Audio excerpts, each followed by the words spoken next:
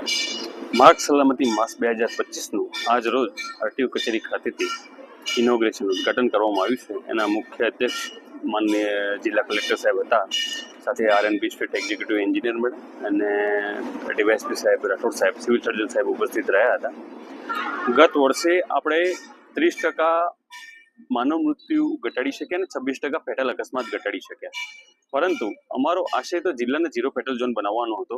એટલે આખા માસ દરમિયાન અમે અલગ અલગ પ્રોગ્રામ હાથ ધરીશું. પરંતુ તે સાથે હું જિલ્લાના દરેક નાગરિકના, છેક ગામડા સુધીના દરેક નાગરિકને હું વિનંતી કરું છું કે 3 બાબતે ખાસ ધ્યાન આપવામાં આવે. ફરજિયાત દ્વિચક્રી વાહનોમાં હેલ્મેટ ફરજિયાત પહેરો. લાસ્ટ યર 64% દ્વિચક્રી મૃત્યુ દર જે થયા માર્ગ અકસ્માતમાં, 64% માત્ર દ્વિચક્રી વાહનો છે. ગંભીર આંકડો છે જરા. તો ફરજિયાત દ્વિચક્રી વાહનોમાં હેલ્મેટ પહેરો.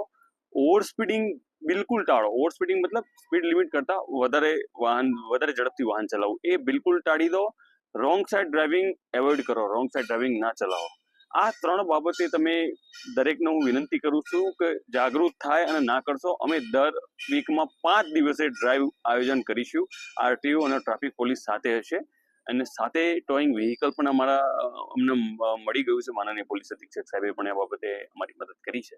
તો હવે અમે ત્યાં સ્થળ ઉપર જ વાહન ડિટેન કરવાની પણ કામગીરી ચાલુ કરીશું. એટલે ફરીથી જિલ્લાના દરેક નાગરિકને વિનંતી કરું છું કે અમે ડિસેમ્બર 2024 સુધી જિલ્લાને ઝીરો ફેટલ ઝોન બનાવવાનું નક્કી કરેલું. તેમ છતાં 175 જેટલા ફેટલ અકસ્માત થઈ ગયા છે. ઘણો મોટો આંકડો છે અને થોડું ગંભીરતાથી જોવામાં આવે એ બાબતે ફરીથી વિનંતી કરું છું. અને જેમ મીડિયાકર્મી મિત્રોનો પણ હું એ બાબતે આગ્રહ રાખું છું કે તમે પણ આમાં યોગદાન આપો.